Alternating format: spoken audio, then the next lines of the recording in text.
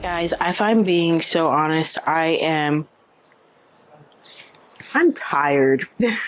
I am tired, and not in the tired that like, oh, I need to take a nap or I could use some more sleep. I'm sure I could use that. I don't sleep the best, but it's like a mental exhaustion that just makes you not want to do anything. Like everything feels like an enormous task when it's not. And that is normally a telltale sign that I need to start prioritizing myself and my needs and listening to myself and what I might need. Otherwise, I risk really inducing anxiety and putting myself into a depression that I just don't want to have to try to like find my way out of. So I've been doing a lot of reading lately, but it's been a lot of reading for videos. Not that I don't want to read those books, but I feel like I'm not reading just for the sake of enjoyment. So today, that is really all that I want to do. I did go through my bookshelves to find some books that I'd be interested in. I've got 2 rereads and then a book that I haven't read yet.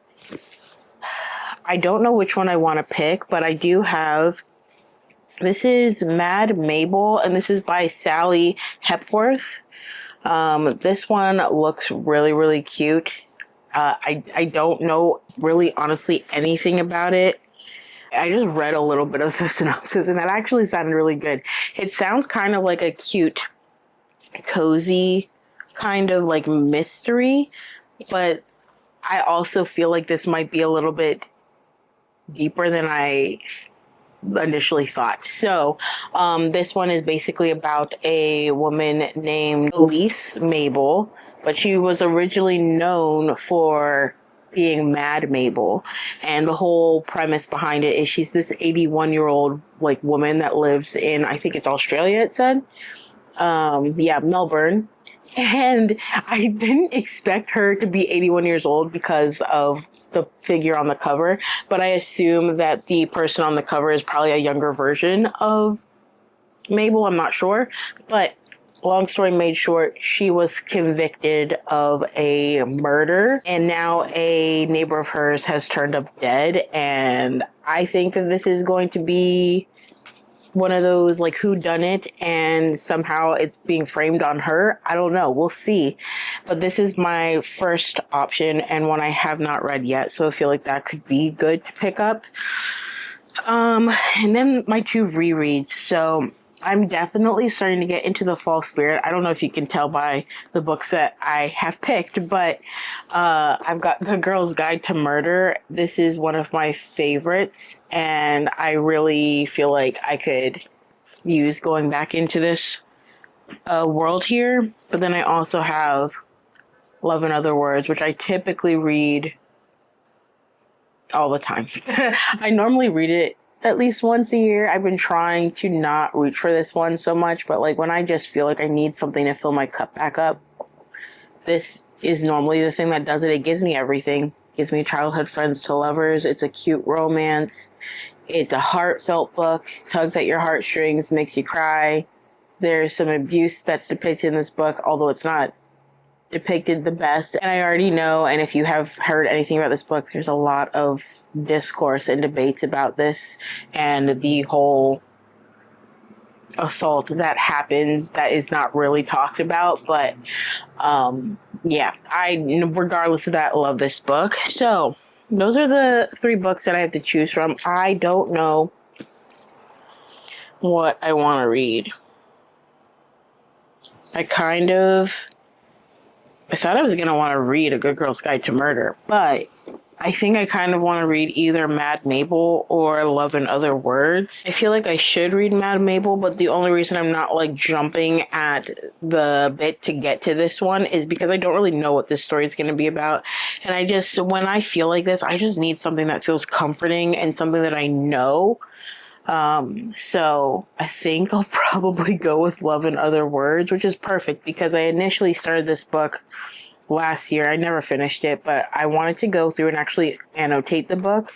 So I guess that'll give me an opportunity to do some more of that. I don't know if anybody here watching deals with any like mental health things, but if you deal with like anxiety or depression, I guess maybe is included in this. Like there is a thing that I feel like those that suffer from it tend to do, and correct me if I'm wrong, but I always reach for comfort things when I'm feeling really low like this.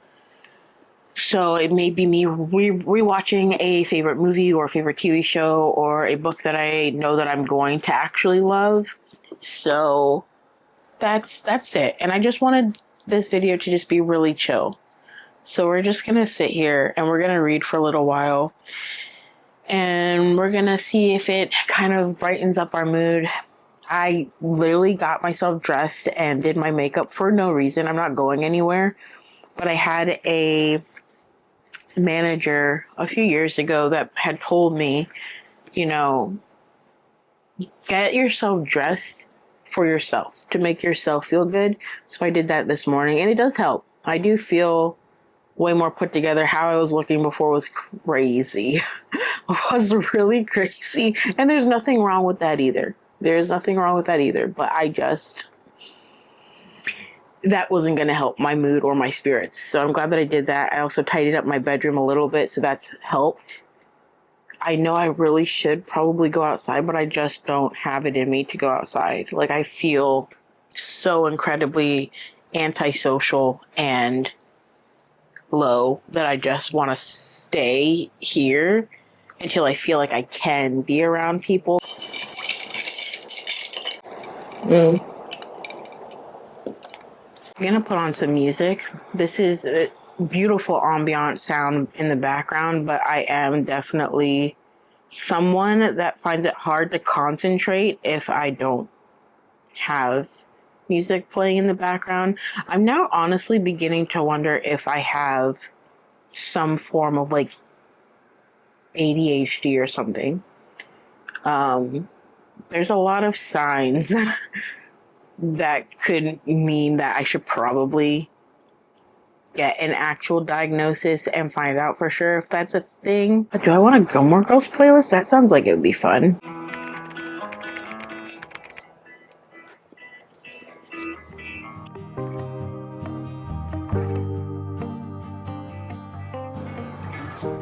I love that line. I need to get a highlighter.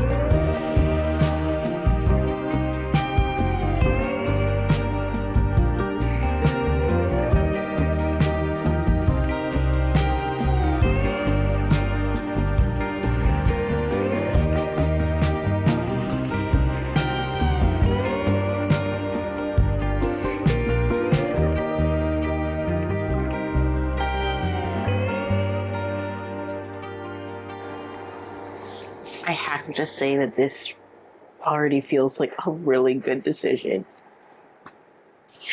I feel happy reading this. One, because I already know what's to come, but also because I just love this love story. And every time I reread it, I have a whole new perspective on the book. And I've already annotated quite a few different things. I'll read you a couple of the lines that I annotated. So this one, it's the very, very first page in the prologue. It says, his arms become a set of parentheses, bracketing the sweetest secret phrase.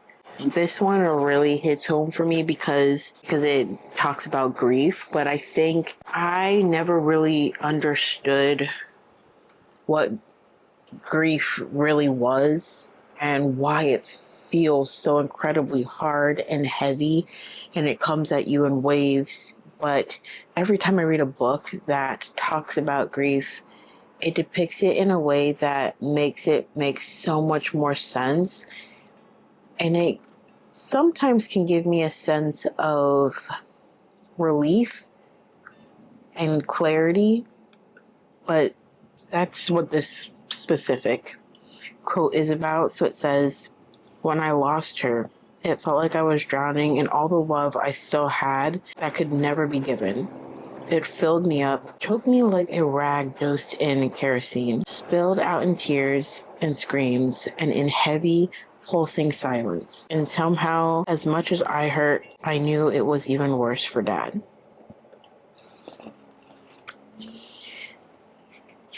Reading that makes me think about when I lost my mom, also when I lost my stepmom, but more specifically when I lost my mom.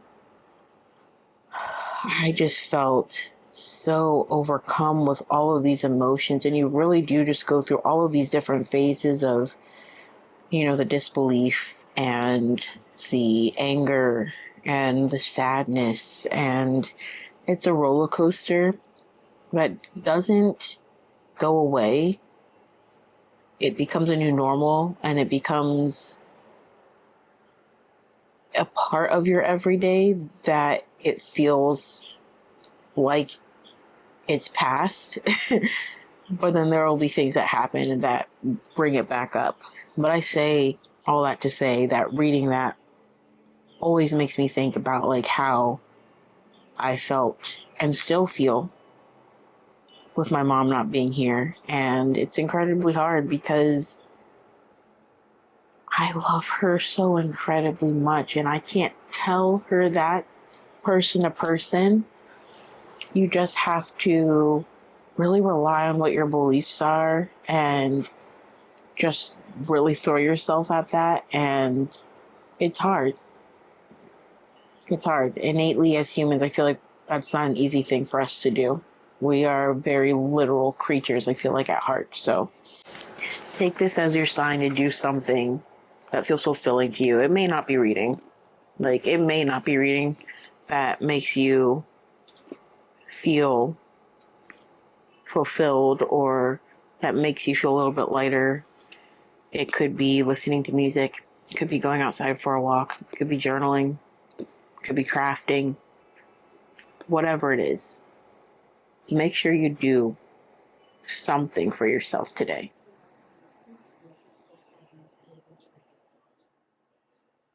This has been so relaxing and honestly exactly what I need. But Anthony just came to me and said he wants to go to the pool. So I think we're going to do that now. I'll bring you guys with me. And I think I'm going to bring my book because I don't normally like to jump in the pool immediately.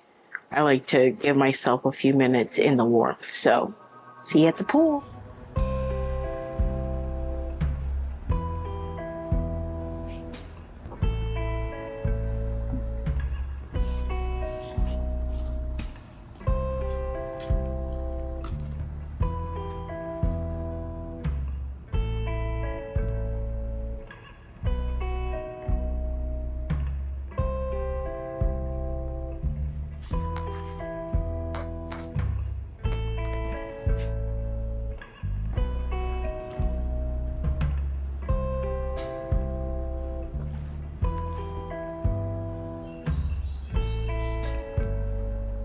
Right. Well, went to the pool and I feel so much better after doing that. Between reading and the pool, life changing. Guys, self care is not just putting on a face mask or an everything shower. It's about doing something that fills your cup, something that makes you feel good.